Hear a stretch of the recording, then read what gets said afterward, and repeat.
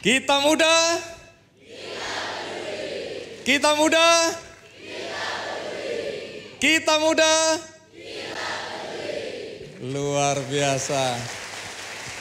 Baik, teman-teman, saya dengar yang hadir di sini calon dokter, ada yang sudah dokter, ilmu keperawatan, pendidikan dan macam-macam.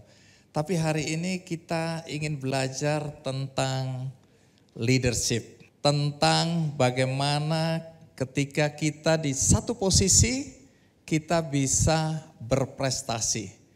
Karena dari pengalaman saya datang ke berbagai kampus, pertanyaan yang paling sering diajukan adalah apakah jurusan yang aku pilih ini adalah jurusan yang tepat untuk aku? Ini rangkaian dari pertanyaan-pertanyaan tentang masa depan. Karena sebagian dari yang bertanya itu mengatakan bahwa mereka diminta oleh orang tuanya untuk masuk ke jurusan yang sekarang sedang dia tekuni. Ada yang merasa bahwa orang tuanya lebih tahu tentang masa depan anaknya daripada anaknya sendiri. Nah, kemudian muncul pertanyaan, nanti kalau aku lulus, apakah profesi yang kupilih ini tepat atau tidak? Tapi saya yakin kalau teman-teman di sini pilihannya pasti adalah pilihan yang sudah dipertimbangkan dengan matang. Tapi di luar sana masih banyak pertanyaan yang harus dijawab. Nah, contoh yang paling menarik menurut aku adalah tentang bagaimana seseorang ditempatkan di bidang apapun juga dia tetap bisa menonjol. Leadership menjadi jawaban kunci di bidang apapun nanti kita bekerja. Nah, orang yang paling tepat untuk berbicara mengenai itu adalah tokoh yang menjadi tamu istimewa kita. Mari kita sambut Menteri Kesehatan Republik Indonesia, Budi Gunadi Sadikin.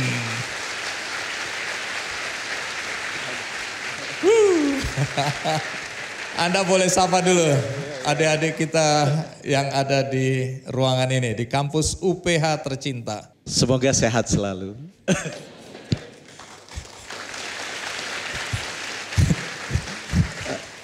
Rektornya UPH itu usianya 82 tahun. Itu adalah contoh kesuksesan Menteri Kesehatan. Indikator kesuksesan kalau 82 tahun masih jadi rektor aktif. Ya, gitu. Kalau gitu kita tepuk tangan untuk rektornya. Oke, terima kasih. Silakan duduk, Pak Menteri. Tentu banyak pertanyaan, ya. Jadi ada yang bertanya-tanya tentang latar belakang menteri kita.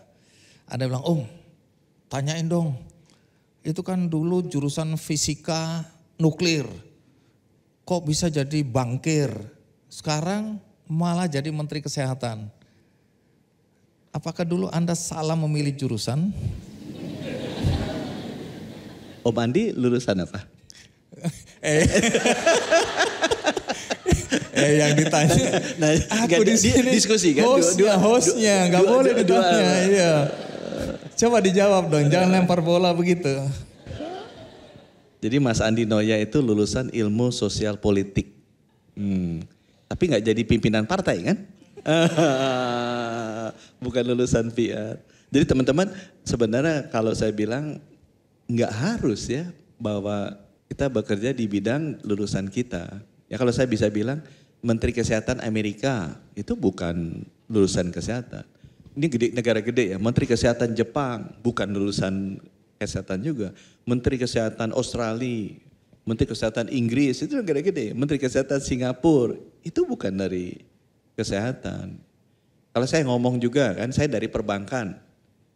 Apakah semua dirut bank-bank besar lulusan ekonomi gitu kan? Enggak juga. Jadi kalau saya bilang at the end of the day ya harusnya lulusan perguruan tinggi yang baik dia bisa ditempatkan di mana saja.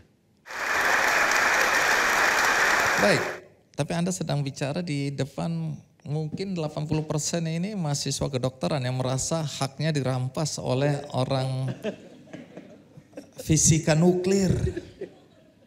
Jadi semakin gak jelas nih. Tapi kenapa dulu Anda memilih atau dipilihkan, mungkin saya nggak tahu, fisika nuklir? Apa yang ada dalam bayangan seorang anak muda yang masuk ke fisika nuklir tahun itu?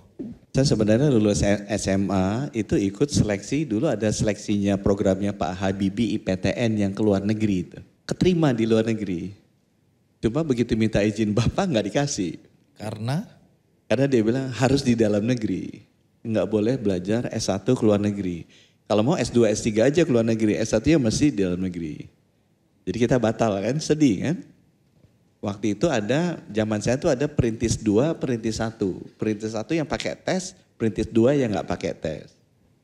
Karena saya di sekolahnya di Regina Pacis Bogor, disuruh ikut perintis 2 sama sekolah. Karena nilainya bagus. Saya ikut.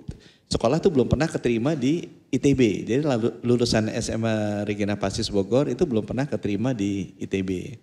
Jadi saya disuruh sama kepala sekolah ITB. Jadi memang karir saya yang menentukan bukan diri sendiri sih. Saya nggak tahu teman-teman zaman sekarang. Dulu ya udah bapaknya nggak boleh, kepala sekolah yang nentuin gitu ya. Udah masuk ke ITB. Keterima gitu kan. Ternyata keterima di ITB. Padahal kan itu suruhan kepala sekolah kan. Kita pengen ikut tes waktu itu. Cuma tesnya tuh waktu itu yang ngatur Pak Andi Hakim Nasution. Dia pinter nih. Jadi anak-anak kayak Budi yang nakal-nakal ini banyak. Dia udah keterima dia ikut tes lagi kan ngabisin tempat. Jadi pendaftaran tes IPA waktu itu perintis 1 disamakan dengan pendaftaran perintis 2. Jadi saya mesti ke Bandung daftar pada saat tes waktunya. Jadi nggak bisa ikut tes. Diaturnya begitu. Saking pengen ikut tes, kita ambil yang IPS. Jadi bayangkan waktu itu kan belum ada bimbingan tes segala. Ambil IPS, katanya IPS yang paling susah apa masuknya? Ekonomi UI. Oke, jadi saya pilih ekonomi UI. Ikut tes kan, jadi udah ke Bandung, daftar, pulang, ikut tes ekonomi UI, keterima di ekonomi UI. Jadi saya masuk tuh sebenarnya, jadi dapat di ITB, perintis 2, perintis 1-nya keterima ekonomi UI. Nah itu dia ketahuan sama Pak Andi Hakim, kelihatan kan namanya. Ini anak keterimanya 2 nih, ditelepon. Orang tua ditelepon, kepala sekolah ditelepon. Jadi hidup saya penuh dengan intervensi orang tua dan kepala sekolah. Jadi sampai anak kamu ngambilnya ekonomi UI nggak manggil ITB, saya skors tuh SMA Regina Pacis tidak boleh ikut perintis 2. Jadi karena kepala sekolah diintimidasi, rektor dan kepala SPMaro, kepala sekolahnya intimidasi anaknya juga. Harus masuk itu di ITB. Ya masuklah kita di ITB, ceritanya begitu sih Pak. Jadi bukan pilihan sendiri? Sih, bukan pilihan juga.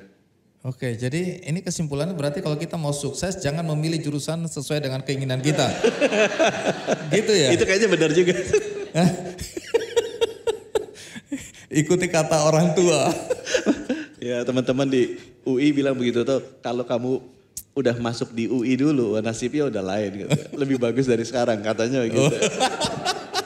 Lebih bagus dari Menteri Kesehatan itu apa ya? Oke, tapi Anda pernah kasih statement, ini soal pendidikan dulu ya, bahwa antara pendidikan dan kesehatan lebih penting. Kenapa pendidikan kalah penting dari kesehatan? Ini diskusi waktu itu balik lagi karena bangkir kan ngomongnya ekonomi. Jadi waktu itu ngomong mengenai anggaran pendidikan sama anggaran kesehatan, sama anggaran keseluruhan. Saya bilang bahwa Indonesia kalau mau jadi negara maju itu jelas, kriteria negara maju itu jelas. Pendapatan per kapitanya harus 13.800 per orang per tahun rata-rata. Indonesia sekarang 4.800 per orang per tahun. Kalau diterjemahin bulanannya harus 15 juta. Itu ciri-ciri Indonesia negara maju.